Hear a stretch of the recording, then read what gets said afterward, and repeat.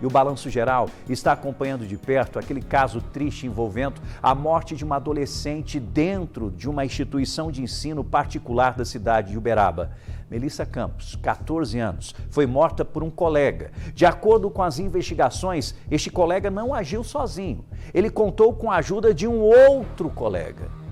E agora há pouco, aconteceu uma coletiva da Polícia Civil que concluiu a investigação sobre esse caso. E os detalhes você já acompanha comigo, ao vivo, aqui no Balanço Geral, com a nossa repórter Gabriela Francis, que acompanhou todos os detalhes dessa coletiva que foi realizada e chega agora com todas as informações. Gabi, bem-vinda.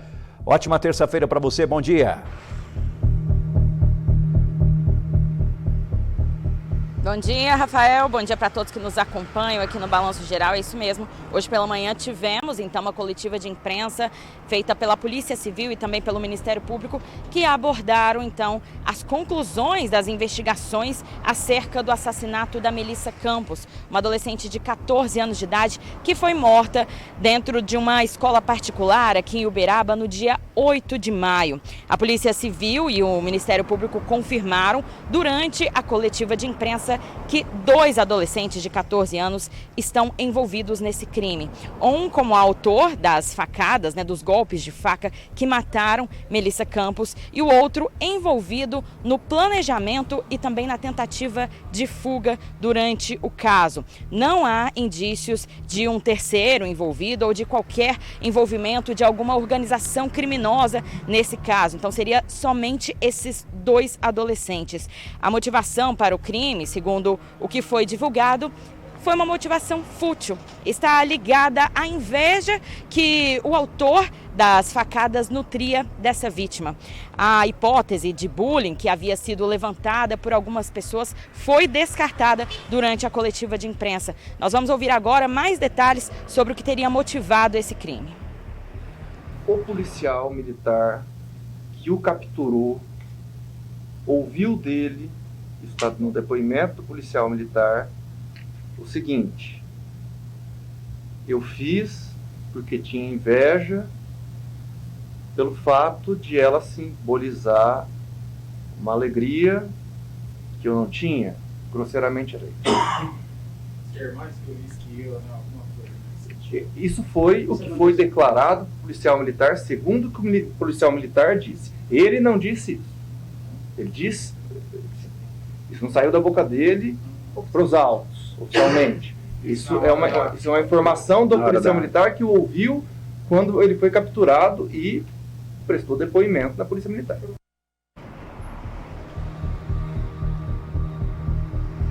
A Melissa era uma estudante bem vista na comunidade escolar, participava das atividades da escola e não mantinha inimizades com nenhum dos 2 envolvidos no crime. Ela, inclusive, tem o pai, que é participante aí da coordenação do colégio, que foi um dos primeiros a tentar prestar os primeiros socorros para a filha, mas que infelizmente não conseguiu. Toda essa relação entre os autores e a vítima também foi estudada pela polícia. Vamos ouvir agora detalhes sobre o que esse segundo adolescente teria relacionado a esse caso. As câmeras são de muita qualidade, é possível perceber o tipo de sorriso. Elas deixam muito claro que os 2, o envolvido 1 e o envolvido 2, sentavam perto da vítima, encostados, na verdade, e que eles trocaram papéis. Na verdade, um entregava para o outro o papel e que o envolvido 1 correu, o envolvido 2 correu depois, ele foi interceptado. Esse foi o fato, tá? Ele foi interceptado por uma inspetora, talvez não seja essa a palavra correta. Disciplinária hoje, do colégio. Disciplinária do colégio, então não foi isso que aconteceu. Quando ele diz que não conseguia postar corrida, não foi isso. Ele foi interceptado, voltou e depois foi apreendido. Caso contrário, teria fugido junto com o primeiro. Bom, essa eu não tenho como afirmar, mas ele correu atrás. Tudo indica que eles tinham um plano de fuga estabelecido juntos. Agora, sobre o ato, vamos lá. a vítima foi definida no dia. Existia um plano que saía principalmente da cabeça do primeiro envolvido, tá? Ele queria uma vítima específica que foi escolhida no dia. Por isso que nós dissemos que não existe uma lista. Existe um planejamento do ato, de um ato infracional análogo a homicídio.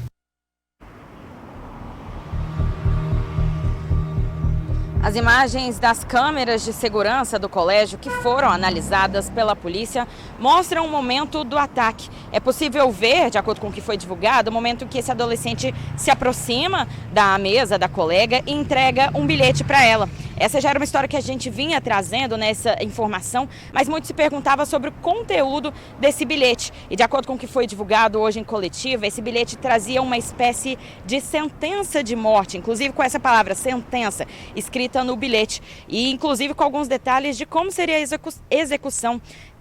Nesse bilhete trazia que essa execução seria por estrangulamento, o que não foi o caso. Essa morte dessa adolescente foi provocada por golpes de faca. A impressão que dá, de acordo com o que foi informado durante a coletiva, é que a menina não teve nem tempo de ler ou sequer entender o que estava acontecendo antes de levar esses golpes de faca. A polícia também deu mais detalhes sobre como teria sido e qual de fato seria o conteúdo desse bilhete. Vamos acompanhar. As câmeras mostram que ele entrega um papel para a vítima, né? E segundos depois, né, começa a desferir os golpes. Essa folha de papel, ela contém algo como se fosse uma sentença de morte, né? Mas para vocês verem como a gente está falando de uma mente muito efervescente, o bilhete falava em morte por estrangulamento. A impressão que dá é de que ela não entende, tá? Ela não entende, ela foi pega de surpresa, ela não entende, realmente as informações são confusas que estão no papel. No topo do papel está escrito sentença, mas como o Dr. Tuma disse, está escrito também estrangulamento, e em seguida as facadas são dadas. De acordo com a Polícia Civil e com o Ministério Público, esse assassinato teria sido premeditado, porém a escolha da vítima teria acontecido no próprio dia. O segundo envolvido, outro adolescente de 14 anos, ele estaria envolvido então no planejamento, na tentativa de fuga, apesar de ele ter tentado despistar logo após o crime. Os dois, eles seguem internados provisoriamente e a expectativa é que todo o trâmite judicial, inclusive já com a sentença desses dois adolescentes, aconteça em meados de junho. O Ministério Público também, a polícia, deram mais detalhes sobre o destino desses adolescentes. Vamos conferir. A fase judicial agora é de produção de provas. O próximo ato judicial será uma audiência em que todas as testemunhas que foram arroladas serão ouvidas. Toda a prova pericial será submetida ao contraditório e, depois disso, será proferida uma sentença depois das alegações orais. Primeira parte. Segunda parte. O Estatuto da Criança e do Adolescente prevê que a medida de internação, se for aplicada, que é a mais extrema, tá? E que provavelmente, na minha opinião, vai ser aplicado, tem previsão máxima de 3 anos. É o que a lei prevê. Gostem ou não gostem, é o que a lei prevê.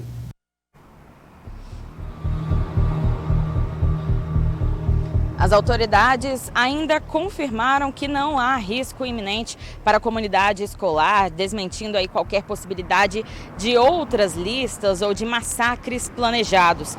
E destacaram ainda o esforço conjunto das instituições públicas para, claro, tranquilizar a sociedade e esclarecer de fato tudo o que aconteceu. Vale lembrar ainda que ontem as aulas na escola particular, onde toda essa tragédia aconteceu, voltaram a acontecer, né? Foram retomadas. Então é um momento de readequação, é um momento que as famílias, os alunos, os profissionais estão retornando para a escola nessa tentativa de reconstruir o emocional da comunidade escolar. Segundo uma nota que foi divulgada pela própria instituição de ensino, psicólogos estarão disponíveis para atender os alunos, professores, demais profissionais e famílias envolvidas em toda a comunidade escolar. E é claro, né, Rafael, que a gente vai seguir acompanhando os novos trâmites, todos os desdobramentos que vierem a seguir nesse caso. Exatamente. Gabi junto comigo, você que está chegando agora acompanhando o Balanço Geral. Gabi que está em frente, inclusive a sede do Ministério Público, que a coletiva aconteceu ali, trazendo todas as informações e respondendo muitas questões que as pessoas tinham em relação a este triste fato da morte da Melissa Campos, essa adolescente de 14 anos. Quem conversou com a nossa equipe, dando os esclarecimentos, você acompanhou, inclusive, nessa coletiva, né? O promotor, inclusive, o promotor que é o promotor da Justiça e da Defesa da Família em Uberaba, que é o André Tuma, que estava lá nessa mesa, trazendo maiores esclarecimentos, juntamente com o delegado, o Ciro Outeiro, que é o titular da Delegacia de Homicídios e Proteção a Pessoas, também trazendo todos os detalhes, as informações. Agora, prestem muita atenção, porque existem em diversos grupos correndo informações falsas, informações que podem até prejudicar o andamento de toda a investigação e também a tranquilidade das pessoas na cidade de Uberaba. Primeiro o seguinte, a informação falsa que foi noticiada e repassada nesses grupos, que é falsa, fake news, de que existia um grupo onde estes envolvidos no crime estariam neste grupo e neste grupo existia uma lista de pessoas que seriam executadas, que seriam mortas. Isso não existe. Atenção, população de Uberaba, isso não existe, foi totalmente descartado pela polícia durante essa investigação minuciosa e toda essa conclusão. O que se sabe, o que realmente aconteceu, é um caso onde essa vítima foi escolhida no dia, e a motivação desse crime seria inveja. E esse bilhete que foi entregue a ela, a Melissa Campos, que foi entregue para ela antes do crime acontecer, estava sentença de morte e inclusive com a possibilidade, estava escrito, de estrangulamento, que não aconteceu. Este outro adolescente envolvido nessa prática criminosa, a partir do momento que as facadas ocorreram, ele correu até este colega e, segundo a polícia, ele ajudou nessa fuga. Ou seja, essa fuga tinha sido planejada, digamos assim, entre os dois. E a polícia também descarta o envolvimento de outras pessoas nessa prática criminosa. Agora, por favor, Gabi, continue comigo. A Gabi que está lá em Uberaba, ela que acompanhou todos os detalhes dessa coletiva. Evidente que todo mundo ficou também perguntando sobre a motivação, né, do porquê disso. E a polícia acredita que foi um crime praticado por inveja. Aí tem outras correntes dizendo, esse menino, ele vinha sofrendo isso na escola, acontecendo isso com ele na escola, ou os pais estavam fazendo isso ou aquilo com ele. A polícia chegou a detalhar alguma coisa sobre isso? O promotor chegou a detalhar alguma coisa sobre isso nessa coletiva, Gabi?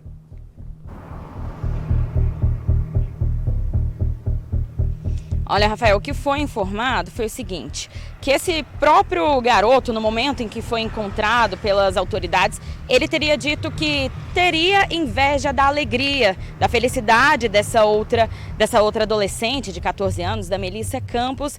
E aí, durante as investigações, claro, a polícia tentou abordar toda essa situação, a relação entre os dois, e a todo momento foi verificado que não existia qualquer inimizade, qualquer tipo de conflito, até a possibilidade de bullying que foi levantada por muitas pessoas também foi descartada. Essa era até uma possibilidade que podia trazer aí algum tipo de alguma informação errada sobre a própria imagem da Melissa, dessa vítima, já que ela era uma aluna ali, de acordo com as informações que foram divulgadas, bastante presente, participativa e que fazia até parte do acolhimento de novos estudantes quando eles chegavam nessa escola. Também foi perguntada durante a coletiva sobre alguma possibilidade de algum tipo de doença, de alguma questão envolvendo a saúde psicológica desses envolvidos, mas até o momento não há qualquer tipo de indício também que eles pudessem ter algum problema, alguma alguma doença, né, algum problema referente à saúde mental. Então, toda essa especulação sobre o comportamento do menino, se ele era alguma vítima também de bullying, tudo isso foi descartado pela polícia. Então, tudo isso seria motivado por um desejo, né, de praticar esse crime e a escolha por essa vítima, que simplesmente seria uma menina que traria esse sentimento de inveja, né? Inveja para esse adolescente que não conseguia ver a felicidade da Melissa Campos, infelizmente. É difícil ouvir esses relatos, viu, Gabi? É difícil. A gente imaginar que essa menina de 14 anos, a Melissa Campos, ela foi morta porque ela era feliz. Ela foi morta porque a felicidade, tudo que ela vinha conquistando dentro da escola, ela que era uma aluna de destaque, até porque era filha de educadores, isso teria motivado um crime tão cruel e tão bárbaro como esse. Com a frieza de um jovem que simplesmente entrega um papel para ela e rapidamente com uma faca acerta ela 3 vezes no peito. O promotor falou uma coisa nessa coletiva que chamou muita atenção da imprensa que estava lá no local. Que a Melissa, pela câmera de segurança, claro que essa imagem não foi divulgada e não será compartilhada de jeito nenhum, mas foi uma imagem utilizada para a investigação porque flagrou o momento do crime. Eles têm acesso à imagem que flagrou toda a ação. E nessa imagem mostra o jovem chegando com o papel, entregando para ela, ela recebe o papel e ela fica sem entender, sem compreender, nem mesmo o que está escrito. E acaba sendo surpreendida pelos golpes. E é revoltante imaginar que ela morreu porque era uma pessoa feliz. Nós estamos falando de um adolescente, mas que foi um assassino cruel. E o pior, que planejou toda a ação. Por isso que nós estamos falando de um ato infracional, de um homicídio triplamente qualificado. Porque ele planejou tudo isso. Ele queria encontrar realmente uma vítima. E a vítima escolhida foi ela. Melissa Campos, de 14 anos. E por quê? Porque ela se destacava. Porque ela é diferente. Porque era ela feliz. O que a inveja não faz com o indivíduo. Mas não é só a questão da inveja. Esse pensamento sombrio de resolver as coisas tirando a vida de outra pessoa e com violência. Um assassino cruel. Cruel. Melissa morreu sem entender o porquê. Sem entender o porquê. E agora, a justiça no nosso país, que é diferente de outros países. O Estatuto da Criança e do Adolescente, claro, tem o objetivo de proteger os menores infratores. Mas eu quero conversar com você e debater sobre esse assunto, principalmente envolvendo este caso específico desse adolescente que, de acordo com a Polícia Civil, planejou, matou e fugiu. Outra coisa que é assustadora. Na hora da fuga ele não correu. Ele saiu andando. E nada ainda foi mostrado ou que leva a comprovar que esse adolescente podia estar com algum tipo de transtorno, algum tipo de problema, algum tipo de depressão. E aí? 3 anos de internação. É justo? 3 anos de internação para quem tira a vida de uma pessoa. O que você pensa? A justiça a gente respeita, mas nós temos o dever de questionar. Temos que questionar, sim, para que também mudanças aconteçam. Ah, Rafael, aquela discussão envolvendo a maioridade penal e principalmente quando a gente fala de um caso como esse, onde esse sujeito, este adolescente, com frieza, tirou a vida dessa menina só porque ela era feliz. É muita maldade, não é? É muita maldade. Esse caso surpreendeu a todos. A justiça com certeza vai ser feita, ele vai ficar 3 anos internado, mas é pouco, não é? Não é pouco?